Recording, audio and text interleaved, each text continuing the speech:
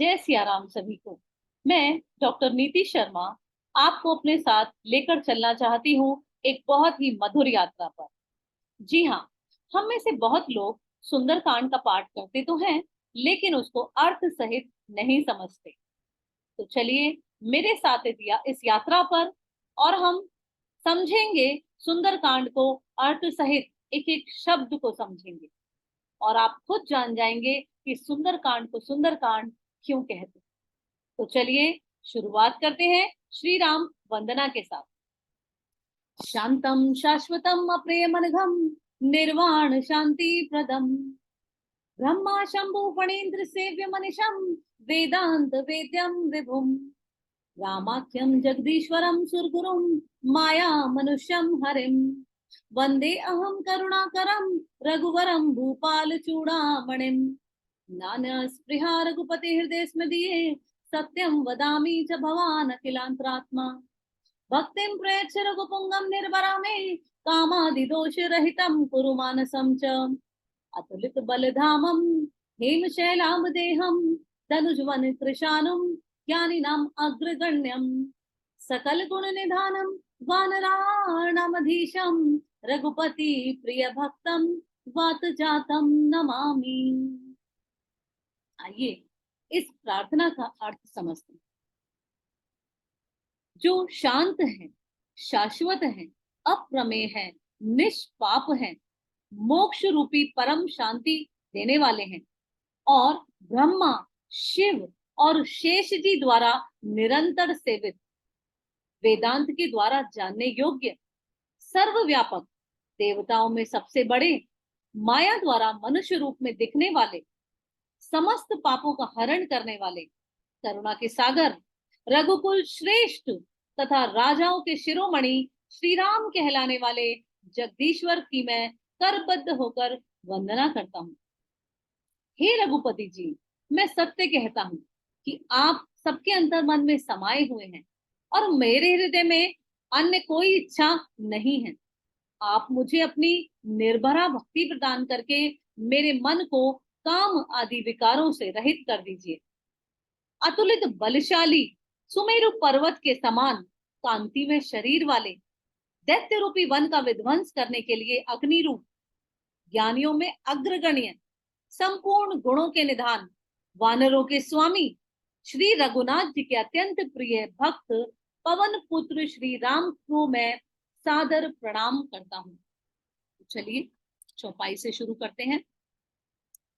जामवंत के वचन सुहाए सुनि हनुमंत हृदय अति भाए। तो यहाँ पर हनुमान जी जामवंत जी के साथ हैं और जामवंत जी उनको तरह तरह के वचन सुना रहे हैं और हनुमान जी को उनकी पावर्स याद दिला रहे हैं कि हे हनुमान, तुम बहुत कुछ कर सकते हो, तुम में बहुत पावर है। हनुमान जी बचपन में जब गुरुकुल में पढ़ा करते थे तो वो बहुत नटखट थे। आए दिन वो किसी ना किसी ऋषि मुनि की कोई वस्तु इधर से उधर कर देते थे और किसी अन्य गुरुकुल के बालक को परेशान करते थे। तो कभी भी जो रावण का पुत्र भी उसी गुरुकुल में पढ़ता था और अक्षय कुमार उसका नाम था, और अक्षय कुमार को तो वो कभी भी एक चांटा लगाकर भाग जाया करते थे। तो अक्षय कुमार को भी उन्होंने बहुत परेशान किया। तो जब ऋषि मुनियों ने देखा गुरुकुल के कि ये बालक तो बहुत नटखट है और ये अपनी शक्तियों का मिसयूज कर रहा है, सबको इसका नटखटपना ज्यादा बढ़ गया है, तो उन्होंने हनुमान जी को श्राप दे दिया। उन्होंने कहा कि हनुमान, जब तक तुम्हें कोई याद नहीं दिलाएगा कि तुम्हारे पास कितनी शक्तियां हैं, कितनी पावर है, तब तक तुम्हें कुछ स्मरण नहीं है। और हनुमान जी अपनी सारी शक्तियां भूल गए। तो अब वो समय आ गया जब हनुमान जी की जरूरत श्री राम को थी। तो यहाँ पर जामवंत जी उनको वचन सुना रहे हैं और हनुमान जी को वो वचन बड़े अच्छे लग रहे हैं क्योंकि हर वचन को सुनकर उनकी पावर्स जागृत हो रही हैं। तो हनुमान जी अब विदा ले रहे हैं और लंका की ओर प्रस्थान कर रहे हैं। और हनुमान जी कहते हैं जामवंत जी से कि तब लगी मोहि पर क्यों तुम भाई, कह रहे हैं कि तुम तब तक मेरी राह देखना, सही दुख कंद मूल फल खाई, और दुख सहना, मेरे वियोग का दुख सहना और कंद मूल फल खाकर गुजारा करना। जब लगी आवो सीतई देखी, होई काजू मोय हरस विशेषी। और जब तक मैं सीता माँ को लेकर ना आ जाऊं या सीता माँ का समाचार ना लेकर आ जाऊं, तब तक मुझे हर्ष नहीं होगा और मैं बहुत खुश होऊंगा और ये काम जरूर होगा। यह कई नाई सबिन कहूं माथा, ऐसा कहकर हनुमान जी सबको शीश नवाकर वहां से चल दिए।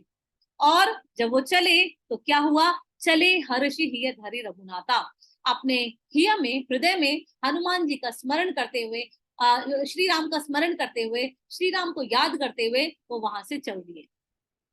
सिंधु तीर एक भूधर सुंदर, और अब वो सिंधु के पास आ गए हैं और वहां पर उन्होंने देखा कि सिंधु मतलब सागर, तीर मतलब किनारा, सागर के किनारे एक बहुत बड़ा विशाल पर्वत था, बहुत सुंदर पर्वत। भूधर मतलब पर्वत। कौतुक कूदी चढ़े ऊपर, और बहुत विशाल पर्वत होने के बावजूद भी हनुमान जी को एक क्षण नहीं लगा उस पर कूद कर पहुंचने के लिए। नॉर्मली लोग माउंट एवरेस्ट और बड़े बड़े पहाड़ों की जब चढ़ाई करते हैं तो बहुत दिन लगते हैं।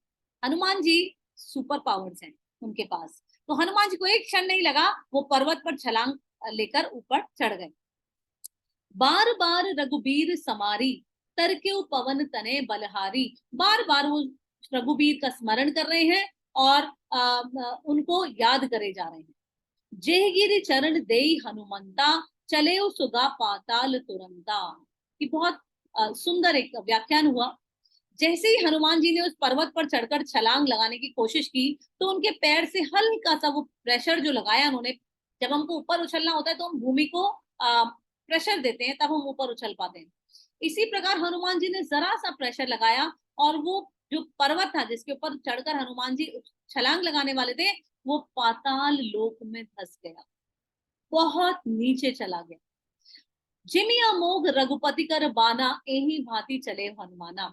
जिस प्रकार श्री राम का जो बाण है वो अमोघ है, बिना काम करे नहीं लौटता, तो जिस प्रकार श्री राम का बाण अमोघ चलता है, उसी प्रकार हनुमान जी ये कार्य करने के लिए चल पड़े। जब हनुमान जी सागर के ऊपर से उड़ रहे थे तो तभी क्या हुआ, जल निधि रघुपति दूत बिचारी। जल निधि मतलब, निधि मतलब धन, और जल का धन जिसके पास वो मतलब समुद्र देवता। तो समुद्र देवता ने उन्हें रघुपति का दूत जानकर उन्होंने मैनाक पर्वत को आदेश दिया। मैनाक पर्वत समुद्र के बीच ही था, समुद्र के अंदर था एक्चुअली।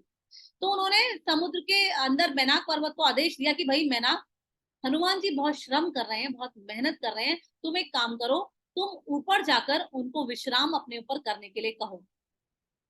उसके बाद हनुमान जी के लिए मैनाक पर्वत प्रकट हो गए, वहां पर समुद्र में से निकलकर बाहर आ गए।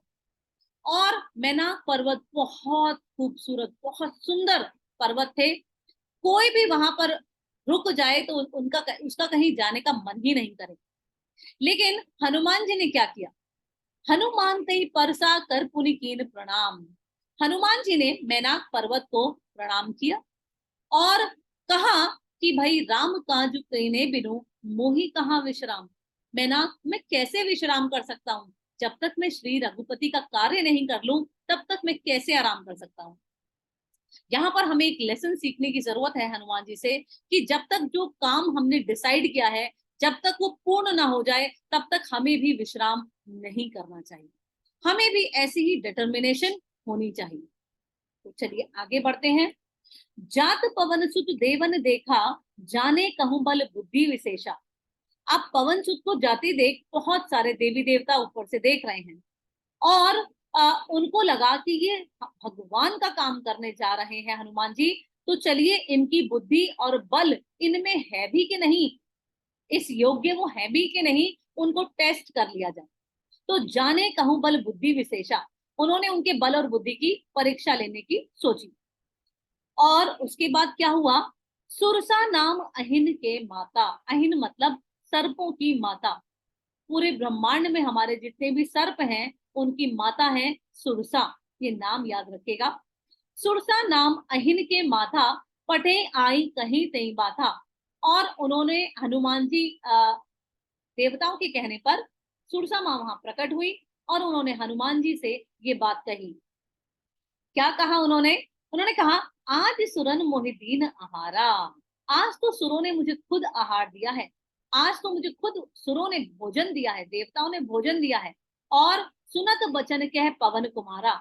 जब हनुमान जी ने उनकी ये बात सुनी तो उन्होंने क्या कहा कि राम काज कर फिर मैं आऊं। माता, तुम मुझे बेशक खा लेना, परंतु मेरा एक कार्य हनुमान श्री राम का बाकी है अभी, मुझे वो कार्य करके आने दो। मैं प्रॉमिस करता हूँ तुम मुझे खा लेना।